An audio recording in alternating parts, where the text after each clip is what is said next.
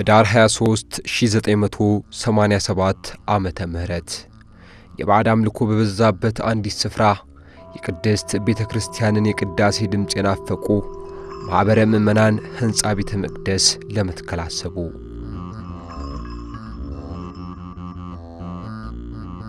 ይህን ሐሳባቸውን እውን ለማድረግ ቀላል አልሆነላቸውም።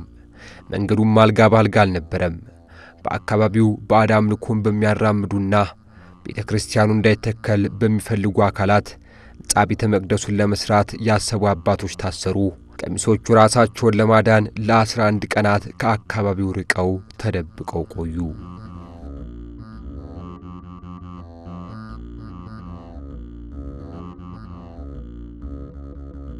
የዚህ ታሪክ ባለቤት ከከፍታ ማማ ላይ ሆኖ በፎቅ ቁጥቋጦ የተሞላችውን አዲስ አበባን ቁልቁል ይመለከታል።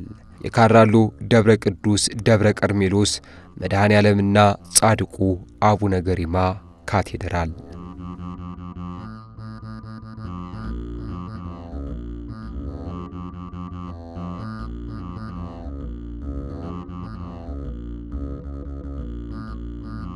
ይህ አካባቢ ዛሬ እንደምትመለከቱት አልነበረም። ጫካ ነው። ሰው አልፎ አልፎ ነው የሚኖረው። ቤተክርስቲያንም ትንሽ በቅርብ ርቀት ገብርኤል ቤተክርስቲያን፣ ኮቶቤ ደብረ ልዑል ቅዱስ ገብርኤል ቤተክርስቲያን፣ ከዚያም ማዶ ተሻግሮ ጣፎ አቡነ ኪሮስ ብቻ ቤተክርስቲያን ነበር እና የአካባቢው ሰው አቅም ያለው ገብርኤል ይሄዳል፣ አቡነ ኪሮስ ይሄዳል። አቅም የሌለውና ህፃናት እዚሁ ሆነው በቤታቸው መቼም እግዚአብሔር የማያውቀው ነገር የለም ከእግዚአብሔር ጋር ይገናኛሉ። ይሄ የአካባቢውን ሽማግሌዎች አሳስቦ የአካባቢው ሽማግሌዎች በመነሳሳት በ85 ዓመተ ምህረት እዚህ ቦታ ላይ ቤተክርስቲያን ለመትከል አስበው እንደነበረ እኔ እንኳን አልነበርኩም፣ ሲያወሩ ሰምቻለሁ። በ85 ዓመተ ምህረት ሞከሩ። በወረዳው ክልከላ ከሸፈ። ከዚያ እያዘኑ ሲኖሩ እኔም ተቀላቀልኩበት። እንዲያው ምን ይሻላል ቤተክርስቲያን እናስተክላለን ብለን ሞከርን። ሙከራችንም ሳይሳካ ቀረ። ልጆቻችንም ሃይማኖታዊ ትምህርት ሳይማሩ ቤተክርስቲያንን በአግባቡ እንዲያውቁ ሳይደረግ በቦታ ርቀት ምክንያት ተጎዱብን የሚል በልቡ እያሰላሰለ እያለ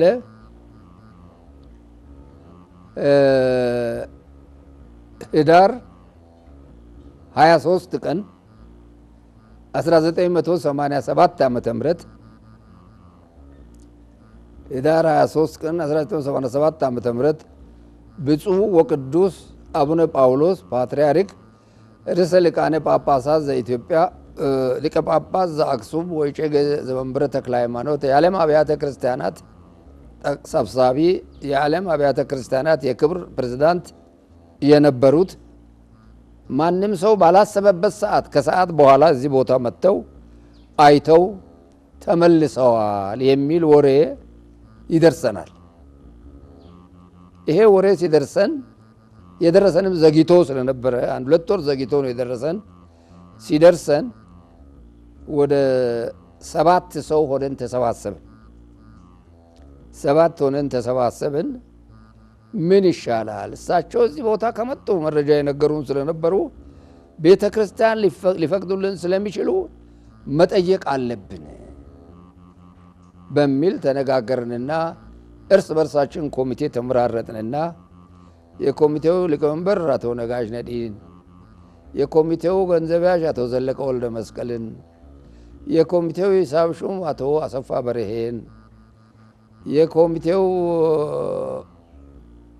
ተቆጣጣሪ በኋላ ነው ያስገባ ነው አቶ ወልዴ ለሞን አደረግና አቶ አሰፋ ተሰማና አቶ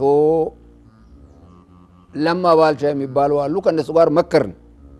ከመከርን በኋላ ደብዳቤ ጽፈን ለሀገረ ስብከቱ አመለከተን። በወቅቱ የነበሩት ሊቀ ጉባኤ ድረሴ ሊቀ ጉባኤ ቀለመወርቅ ድረስ የሚባሉ የምስራቅ አውራጃ ደብዳቤያችንን ተቀበሉ፣ ለበላይም አቀረቡ። መጡ፣ አዩ፣ የእኛንም ሀሳብ ተቀበሉ። ተመልሰው ሄደው ለአዲስ አበባ ሀገረ ስብከት ሊቀ ጳጳስ ለብፁዕ አቡነ ማትያስ የቅዱስ ሲኖዶስ አባልና የአዲስ አበባ ሀገረ ስብከት የቅዱስነታቸው ልዩ ረዳት ሊቀ ጳጳስ አቀረቡ። እሳቸውም በቀጠሮ መጡ፣ አዩ። ባዩ ዕለት ቦታው ደስ ይላል፣ ደብረ ሲናን ይመስላል።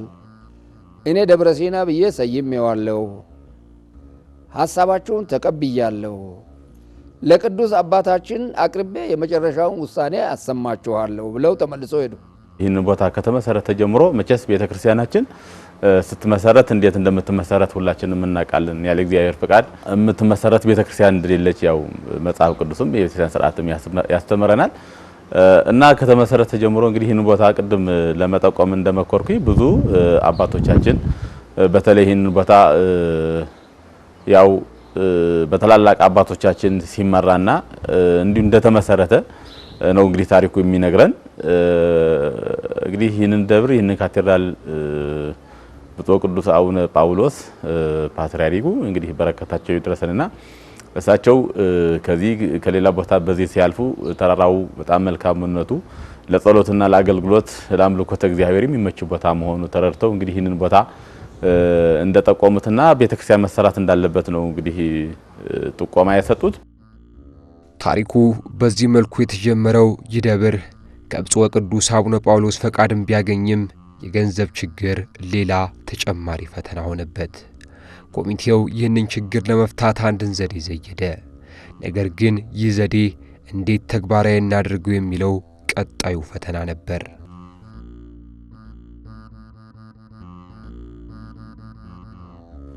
ከዚያ ቅዱስ አባታችን ቆይተው አቡነ ገሪማን ሊቀ ጳጳስ የዛን ጊዜ ጽሕፈት ቤት ኃላፊ ናቸው መሰለኝ፣ የውጭ ግንኙነት ጭምር እሳቸው ጋር ሆነው ከሌሎች ሊቀ ጳጳሳት ጋር ሆነው መጡ፣ አዩ። ፍላጎታችሁ ምንድነው አሉ። ቅዱስ አባታችን ቤተ ክርስቲያን ነው፣ ልጆቻችን ሃይማኖታዊ ትምህርት ሳይማሩ ቀሩ፣ አሮጊቶችም ቤተ ክርስቲያን ሄደው ለመሳለም አቅም አጡ። እንዲሁ እዚህ ቁጭ ብለናል። ከዚህ ገብርኤል መሄድም ይከብዳል፣ ከዚህ ክሮስ መሄድም ይከብዳል። ስለዚህ ቤተ ክርስቲያን እንዲተከልልን ፍቃድ ለመጠየቅ ነው አልናቸው። የመጡት አቡነ ማትያስ ቦታው ደብረ ሲናን ይመስላል፣ ደብረ ሲና ብዬ ሰይሜዋለሁና ለቅዱስ አባታችን ነግሬ ውጤቱ ይደርሳችኋል ብለውን ነበረ። ጥሩ፣ ስያሜውንም ተቀብያለሁ፣ ጥያቄያችሁንም ተቀብያለሁ ብለው መስቀል ተክለው በሉ መቃኞ ስሩ ብለው ተመልሰው ሄዱ። ይህንን መቃኞ ለማሰራት በአብዛኛው እዚህ ቦታ ላይ የባዕድ አምልኮ የተንሰራፋበት ስለነበረ ድቤ ሌሊቱኑ ሲደበደብ ነው የሚያድረው። ድቤ ሲደበደብ ነው የሚያድረው።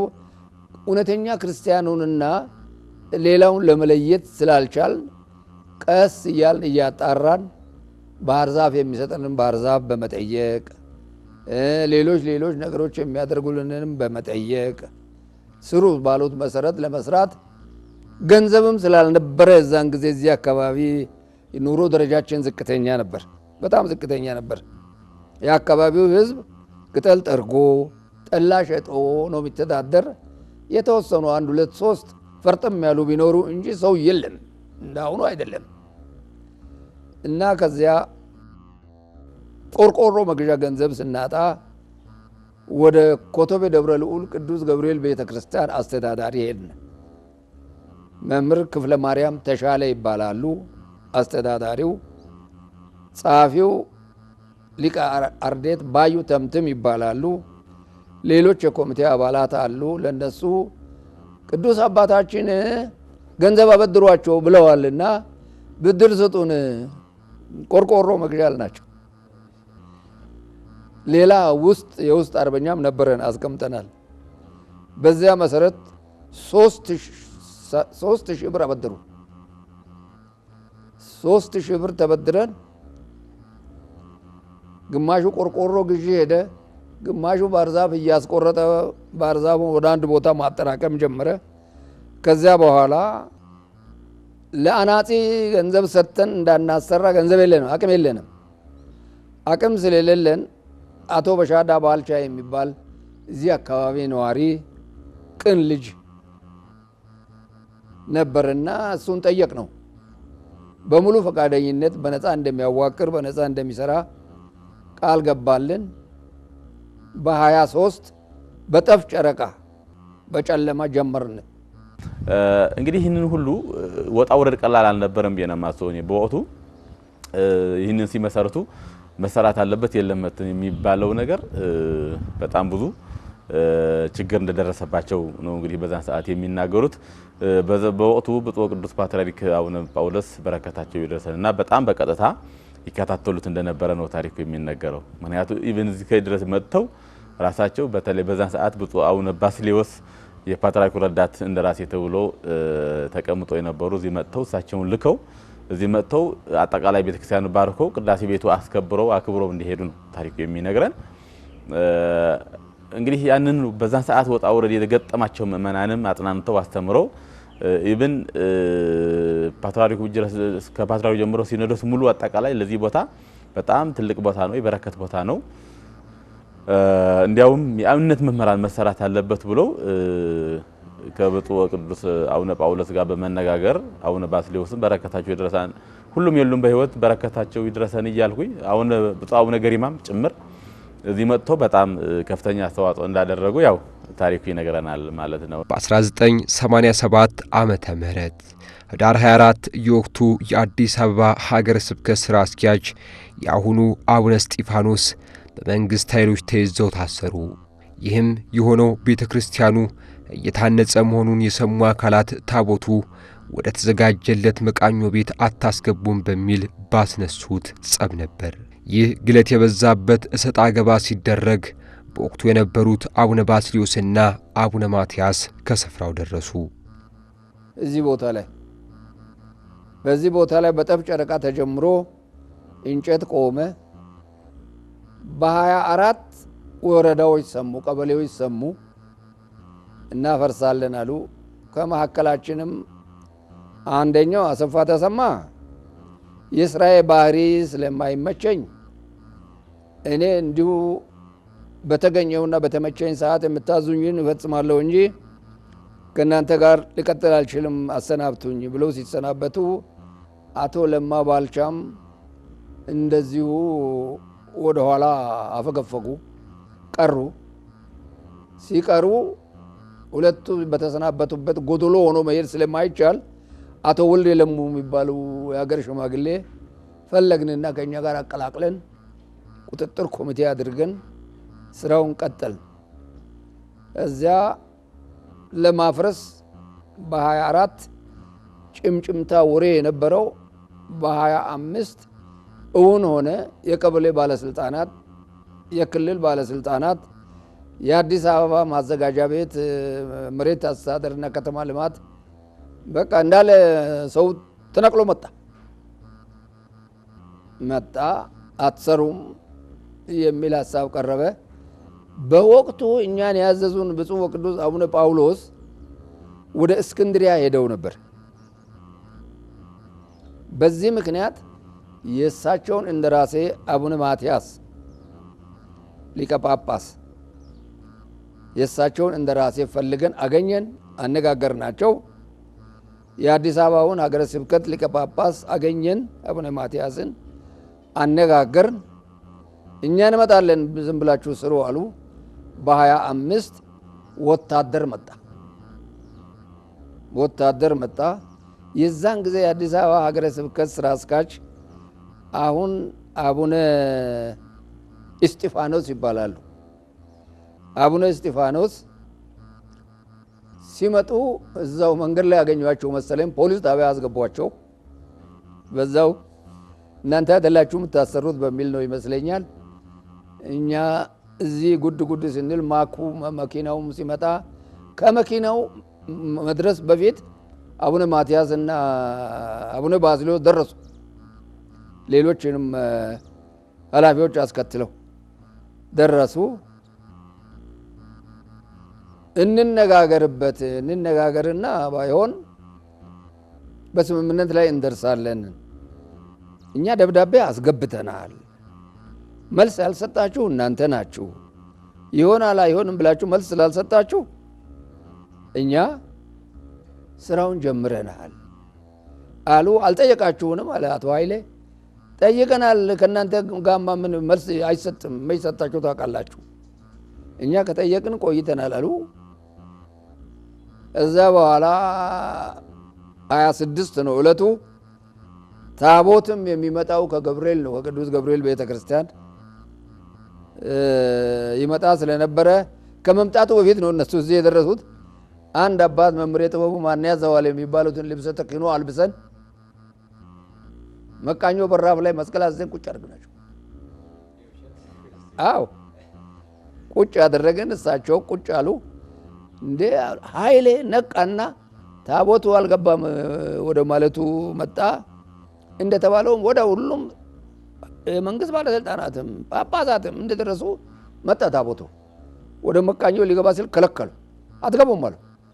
አሁን አቡነ ባስልዮስ የቅዱስነታቸው እንደራሴ ወንድሜ እኔ የቅዱስ አባታችን የአቡነ ጳውሎስ ፓትርያርክ ርዕሰ ሊቃነ ጳጳሳት ዘኢትዮጵያ እንደራሴ ነኝ። ስሜም አቡነ ባስልዮስ ይባላል። እኔ ባርኬ መቃኞ ውስጥ አስገብቼ ሄዳለሁ። ያለቃይ ትእዛዝ ነው። አንተ ስምህንና ስልጣንህን ስጠኝና ብትፈልግ አፍርሰህ ሂድ አሉና ሊገቡ ሲሉ መግቢያ በሩን ይዘው ከለከሏቸው። ሲከለክሉ ትንሽ ገፍተር ሲያደርጓቸው ከፈት ሲያደርጉ ገቡና ቁጭ አሉ። እሳቸው ገብተው ቁጭ ብለው እዛ ላይ ሲነጋገሩ በአይናቸው ጠቆም አደረጉ። ታቦቱ መጥቶ በድንኳን ፈርተን የሰራናት ነበረች። ድንኳኗ ውስጥ ለበሱ። ውደት ማድረግ ተጀመረ። ውደት ማድረግ ሲጀመር እነሱም ብትንትናቸው ወጣ። ጠሩንና እኛን እናንተ ኮሚቴዎች ናችሁ፣ ኮሚቴ ከሆናችሁ ትታሰራላችሁ፣ ሌላ ቦታ ያሉት ታስረዋል። እናንተ ኧረ እኛ ኮሚቴ አይደለንም። አንድ ወንድማችን ሞቷል፣ አበራ ራያ ይባላል፣ ጎበዝ ነው። ሰው ሊሸሽ ሲፈልግ የት ትሄዳላችሁ? አትሂዱ፣ ኑ እዚሁ ሁኑ አሉ። የአካባቢው ህዝብን በቃ ግልብጥ ብሎ ወጣ። እዚህ ታች ያለው የገበሬ ማህበርም መጣ። እኛም እንደ ሁኔታው ታቦቱን አስገባን። በበነጋው መጋቢት 27 1987 ዓመተ ምህረት ድል ባለ በዓል አክብረነዋል። መነሻው ይሄ ነው።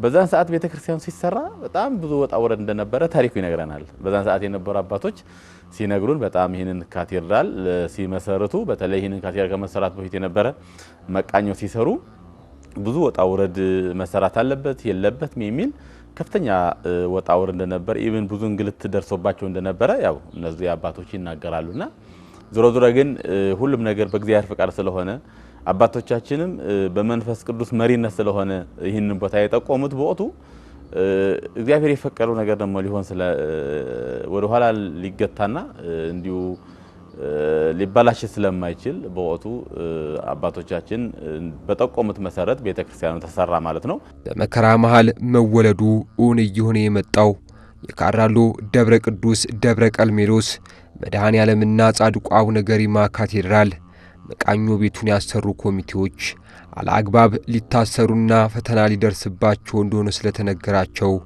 ለ11 ቀናት ከአካባቢው ርቀው ዛሬው አጠራር መርካቶ ተብሎ በሚጠራው ስፍራ ተደብቀው ቆዩ።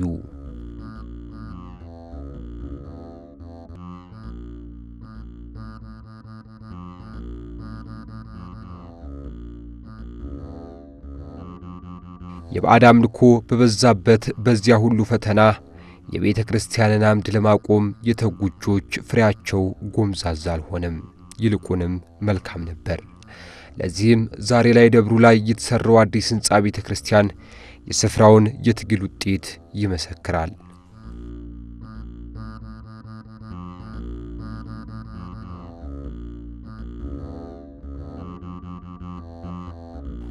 መልካም እዚህ ከዛ በኋላ እንግዲህ የተሰሩ ስራዎች እንግዲህ በወንኛው ነገር እዚህ ቦታ እስካሁን የተሰራው እንግዲህ ይህንን ካቴድራል ነው።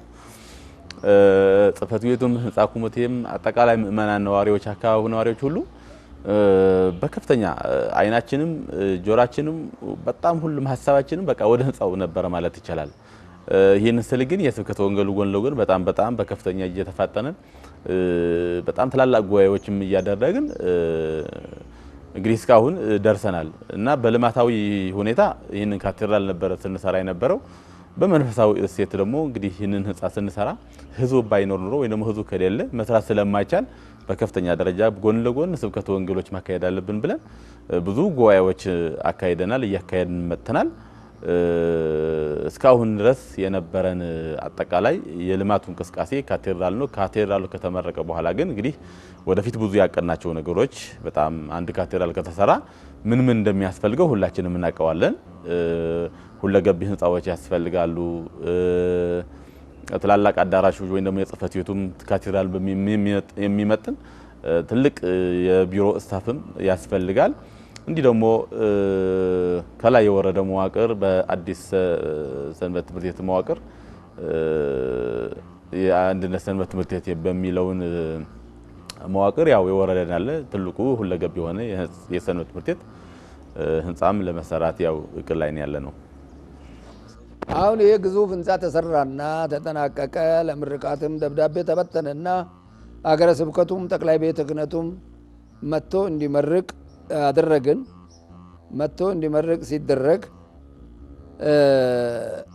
አቡነ ማትያስ ደስ ይላል፣ ይሄ እኔ ካቴድራል ብየዋለሁ፣ እዚህ ቦታ ላይ ይሄን የመሰለ ህንጻ እንዴት ልትሰሩ? ተገረሙ እሳቸው ሲታዩት። አሁን የሁሉ ሰው ያለው ውጥንቅጡ የወጣ ነው። ክርስቲያኑ ጥቂት ነው። እንዲሁም ይመስገነው ልጆቹ ትንሽ ሀብት አፍርቶ በየቦታው ሰርተው በእነሱ ገዛ፣ በስጋ ቤቶች ገዛ፣ በዚህና ይህም በመሳሰለ ነው ይሄ ሊሰራ የቻለው። ደስ አላቸው። በማግስቱ ሌላ አሁን አዲስ የተሾሙት የሀገረ ስብከቱ ሊቀ ጳጳስ መረቁ። አብረን ትልቁን ነገር ተጠቀም። እንግዲህ በዚህ መካከል ላይ መጀመሪያ ስራውን ያስጀመሩ አባ ወልደ ጊዮርጊስ አሸብር የሚባሉ ናቸው፣ የዚህ ደብር አስተዳዳሪ። እሳቸው ከዚህ ቦታ ሲነሱ ያሁኑ አለቃ መጡ፣ ተሹሞ መጡ። እንደገናም ደግሞ በፊት የነበረው ሊቀመንበር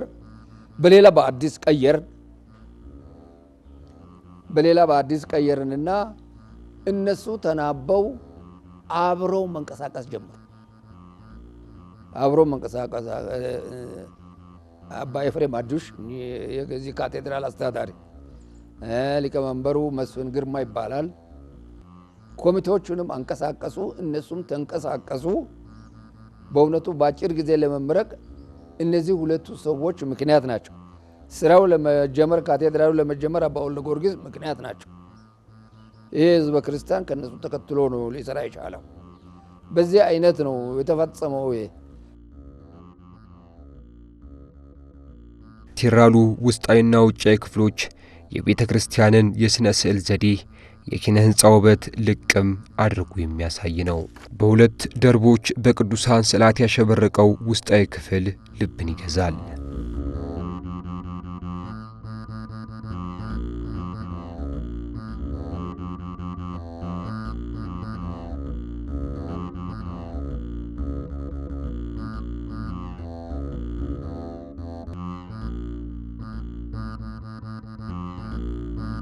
አዲስ አበባን አዘቅዝቆ ለመመልከት በሚያስችለው የከፍታ ስፍራ ላይ ያረፈው ውጫዊ የቤተ መቅደሱ ክፍል ግዝፈት ለቦታው ልዩ ግርማን ሰጥቶታል።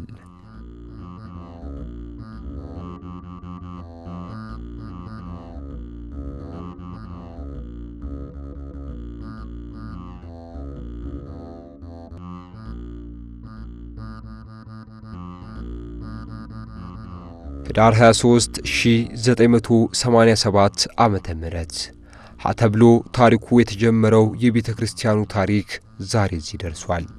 በልማት በርካታ ስራዎችን ለማከናወን አቅዶም እየተንቀሳቀሰ ይገኛል። እንግዲህ ይህንን ቦታ ካራሎ መድኃኔዓለም ጻድቁ አቡነ ገሪማ ካቴድራል ተብሎ በካራ ኮቴው የሚገኝ ቦታ ነው።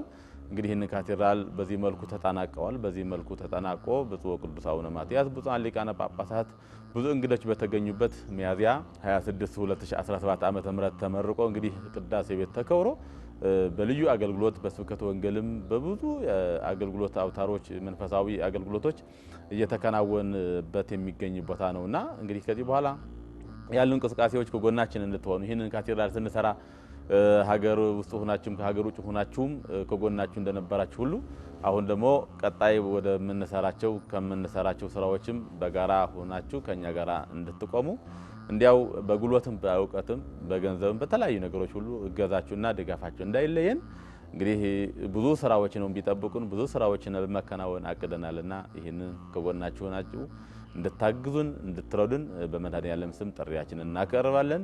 ያው እንዳልኩ ሰንበት ቤቱ ያው ሲመሰረት ያው ብዙ እድሜ ያለው በዛ ምክንያት ላይ ብዙ ከአካባቢው ብዙ ህጻናቶችም ይመጣሉ። ሰንበት ቤቱ በ3 ክፍል አድርጎ ነበር የመደበው። ትላልቅ ክፍሎች አሉ፣ መካከለኞች አሉ፣ ህጻናት ክፍሎች አሉ። ለነዛም አጋጣሚ ሆኖ እኛ ስንቋቋም ሰንበት ቤቱም ሲቋቋም ሰንበት ቤቱን በአልባሳትና በትላልቅ ደረጃ ትምህርት ማስተማሪ በመላክም መዝሙር መጥቶ በማስጠናትም ቅዱስ ዑራኤል የካሳንቺስ ያለው ቅዱስ ዑራኤል ሰንበት ትምህርት ቤቶች በጣም ትልቅ አስተዋጽኦ አላቸው። እነሱ በቃ ሙሉ በሙሉ ከኛ ጋር እየመጡ እየዘመሩ እያገለገሉ ይሄዳሉ። መዝሙር ያስጠኑናል። እንደገና ደግሞ አልባሳታቸውም ጭምር በዛ ሰዓት በጣም አልባሳት አይገኝም። 15 አልባሳት ለኛ ሰጥተውን በእነሱ አልባሳት ነበር የምንጠቀመው። በእነሱ ከበሮ በእነሱ ነገር ነበር ሁሉ ነገራችን የምንጠቀመው። ከዛ በኋላ ደግሞ ትልቅ ሰንበት ቤቱ ላይ ትልቅ ድርሻ አለው ብዬ የማስበው ከአዲስ አበባ አድባራት ውስጥ አራዳ ቅዱስ ጊዮርጊስ ሰንበት ትምህርት ቤት ትምህርት በመስጠት መዝሙር በማስጠናት እንደገና ሌላ የተለያዩ ኮርሶችን አዳር ፕሮግራምም ያዘጋጁልን በጣም ሰንበት ቤቱን ያገለግሉ የነበሩ እነሱ ናቸው። እነሱ ተከተለን እየሄድን እያለ መሀል ላይ ያው ከመንፈሳዊ ኮሌጅ እየመጡ እንዲያስተምሩን አገናኝተውን ሰዋሰው ኮሌጅ ከዛም እየመጡ ያው በቤተክርስቲያኑ አስተዳደሮች አገናኝተው እየመጡ ኮርስ እየሰጡ ያስተምሩን ነበር እና ኮርስ ይሰጡናል። ቤተክርስቲያን የሚሰጠውን ኮርስ በሙሉ እየሰጠን እናገለግል ነበር። አሁን ግን ባለው የቤተክርስቲያኑ የሲኖዶሱ ባቋቋመው የትምህርት ካልኩሌት መሰረት 12ኛ ክፍል ጭረስ እያስተማርን አሁን ባለው የሰንበት ቤቱ ደረጃ ካሉት ከአዲስ አበባ ሰንበት ቤት ውስጥ 4ኛ ደረጃ ላይ ነው ያለው። ካራሎ ደብረ ቅዱስ ደብረ ቀርሜሎስ መድኃኔዓለምና ጻድቁ አቡነ ገሪማ ካቴድራል ሰንበት ትምህርት ቤት የደብሩ ታሪክ ተጋሪ ነው። ምስረታው ከቤተ ክርስቲያኑ እኩል አድርጎ ነገን የተሻለ ለማድረግ እየጣረ ነው።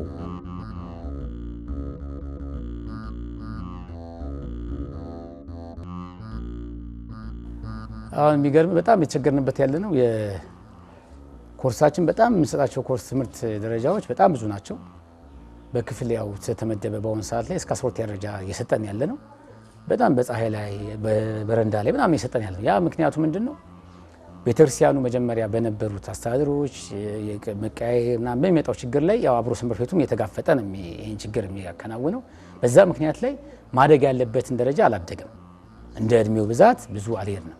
አሁን ባለው ግን ከ2013 ጀምሮ ባለው እንቅስቃሴ ላይ በትምህርት እንትን ላይ ካሉት ከአዲስ አበባ የሰንበት ቤቶች አደረጃጀትና እንደገና ደግሞ የትምህርት አሰጣጥ ላይ ጥሩ ተብሎ ከሚገመቱ ሰንበት ቤት ውስጥ አንዱ ተመራጩ የኛ ሰንበት ቤት ፈለገ ብርሃን ሰንበት ትምህርት ቤት ነው እና አሁን ባለው እንትን ላይ ደግሞ ያው ቤተክርስቲያኑ እስከሚጨርስ ድረስ ሰንበት ቤቱ በጣም ትግል የሚያደርገው ብዙ በቃ ካሉት ትልቅ በቃ ለዚህ መብቃቱም አንዱ ሰንበት ቤቱ ነው። በቃ እዛ ላይ አንጫረትም እዛ ላይ ችግር አንፈጥርም ብለን ያው ዘግይተናል። አሁን ግን በቅርብ ሰዓት ላይ ተቋቁሞ ኮሚቴ ተመርጦለት ኮሚቴ እንትን ብሎ ስራውን ጀምሮ 1450 ላይ የሚቆም ህንፃ ሊገነባ ሙሉ በሙሉ ስራ ጀምረዋል። የራሱ የሰንበት ቤቱ ይሄን ያመጣል ብለን የምናገኘው ገቢ የለም። ግን ያው ካሉት ከህብረተሰቡ ከወላጆችም ከሰንበት ቤቱ ወላጆችም ሰንበት ቤት ውስጥም ያሉ ደግሞ እግዚአብሔር ይመስገን አሁን ባሉት ሁላችንም ትላልቆች ሆነን ደርሰናል። ስራ ዓለም ላይ ያሉ አሉ። ከነሱም እየሰበሰብን ቤተክርስቲያኑም ያው እገዛ ያደርግልናል። ከሱም እያደረግን አሁን ሰንበት ቤቱን ልንገነባ ዝግጅት ላይ ያለነው። ከብዙ እንግልትና መከራ በኋላ በሚያምር ግርማ ታንጾ አዲስ ታሪክን የጻፈው የካራሉ ደብረ ቅዱስ ደብረ ቀርሜሎስ መድኃኔዓለምና ጻድቁ አቡነ ገሪማ ካቴድራል የዛሬው የእናስተዋውቃችሁ መዳረሻችን ነበር። አበቃን።